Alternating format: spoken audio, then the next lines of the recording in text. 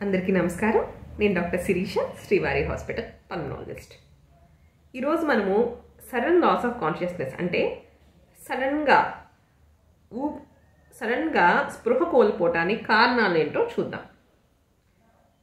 మనం చాలామంది సడన్గా మన ఇంట్లో కానివ్వండి, ఇంటి పక్కన వాళ్ళు కానివ్వండి, సడన్గా స్పృహ కోల్పోయారు, పడిపోయారు, అక్కడికక్కడే ప్రాణాన్ని వదిలేసారు, ఇటువంటివన్నీ మాట్లాడుకుంటూ ఉంటాం. అసలు వీటి కారణం ఏంటంటే డీహైడ్రేషన్. కొంతమందికి ఫస్ట్ చిన్న కారణాల నుంచి పెద్ద కారణాల వరకు అన్ని కారణాలు చూద్దాం. డీహైడ్రేషన్ అంటే వాటర్ సరిగా తీసుకోకపోవటం వల్ల శరీరం అంతా డీహైడ్రేషన్ అయిపోయి కళ్ళు తిరిగి పడిపోవడం. తర్వాత బీపీ పడిపోయినా సరే, అంటే హైపోటెన్షన్ అంటే బీపీ తక్కువైపోయినా సరే పడిపోతారు. ఇంకా హైపర్ టెన్షన్, ఎవరైతే బీపీ ఉందో వాళ్ళు కరెక్ట్గా మెడిసిన్స్ వాడుకోవడం వల్ల బీపీ బాగా ఎక్కువైపోయి కూడా కళ్ళు తిరిగి పడిపోతారు. ఇంకా హైపోగ్లైసీమియా అంటే ఏంటంటే బ్లడ్ షుగర్స్ తక్కువైనా ప్రమాదమే, ఎక్కువైనా ప్రమాదమే. బాగా తక్కువైతే కూడా కళ్ళు తిరిగి పడిపోతారు. అందుకని మనం ఇన్సులిన్ మీద ఉన్న వాళ్ళకి, షుగర్ పేషెంట్స్కి జేబులో ఏమన్నా షుగర్ ప్యాకెట్ ఏమైనా పెట్టుకొని తిరగమని చెప్తూ ఉంటాం.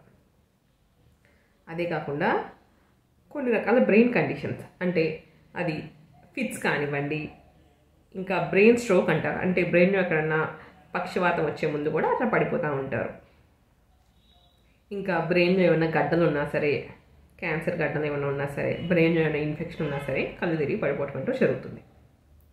అదే కాకుండా గుండెకి సంబంధించిన రిథమ్ డిస్టర్బెన్సెస్, అంటే గుండె కొట్టుకునేటప్పుడు హెచ్చు తగ్గులు ఉండటం కానివ్వండి, అటువంటి కారణాల వల్ల కూడా ఇవి సడన్గా స్పృహ కోల్పోతారు.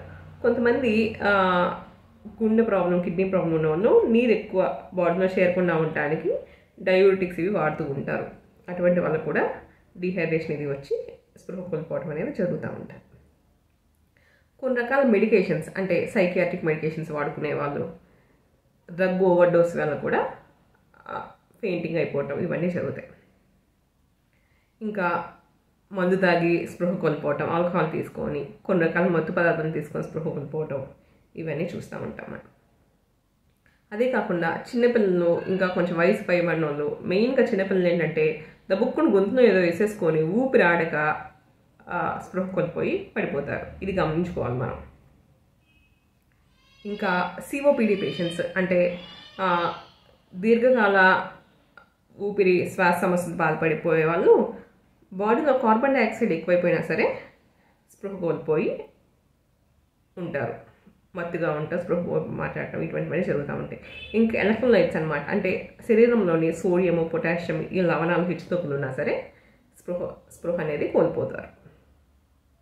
ఇంకా లివర్ డిసీజ్తో బాధపడే వాళ్ళు, బాడీలో అమ్మోనియా ఇది ఎక్కువైపోతే కూడా ఈ విధంగా ఉంటారు. కిడ్నీ డిసీజ్ ఉన్న వాళ్ళు యురీమియా అంటారు, ఆ కండిషన్లో కూడా స్పృహ కోల్పోయి కొంచెం డిసోరియంట్గా ఉంటారు. ఇవన్నీ కాకుండా బాడీలో ఎక్కడైనా సెప్సిస్ అంటే బాడీలో ఎక్కడైనా ఇన్ఫెక్షన్ బ్లడ్లో చేరిన తర్వాత బీపీ పడిపోవటము, తర్వాత ఆ సెప్సిస్ కనుక బ్రెయిన్కి కనుకపోతే సెప్టిక్ ఎన్సెఫలోపతి అంటారు. వీటి వల్ల కూడా ఈ విధంగా జరుగుతుంది. ఇంకా థైరాయిడ్ సమస్యలతో బాధపడే వాళ్ళు, హైపోథైరాయిడిజం, హైపర్ థైరాయిడిజం, వీళ్ళకి కూడా కొంతమంది మిక్స్డ్ ఎడిమా కోమా అంటారు, అంటే వీటి వల్ల కూడా కోమాలకు పోయి అట్లా స్పృహ కోల్పోవటం అనేవి జరుగుతూ ఉంటాయి. ఇంకా స్పృహ కోల్పోవడానికి చాలా కారణాలు ఉంటాయి. ఆ కారణాలకి డాక్టర్ దగ్గరికి వెళ్తే సరైన వైద్యం, ఎందుకు అసలు స్పృహ కోల్పోవడానికి కారణం ఏంటో చూసుకొని కరెక్ట్ వైద్యం అందిస్తారు. సింపుల్ ఏంటంటే చాలామంది ఎక్కువసేపు నుంచొని ఉన్నా సరే కళ్ళు తిరుగుతాయి. అంటే ఎందుకంటే ఎక్కువసేపు నుంచొని ఉండటం వల్ల బ్లడ్ సప్లై కింద నుంచి పైకి హార్ట్ వరకు వెళ్ళటానికి కొంచెం ఇబ్బందిగా అనిపించి పోస్టల్ హైపోటెన్షన్ అనమాట, అంటే ఎక్కువసేపు అదే నుంచొని ఉండటం వల్ల కూడా కళ్ళు తిరిగి పడిపోతూ ఉంటారు.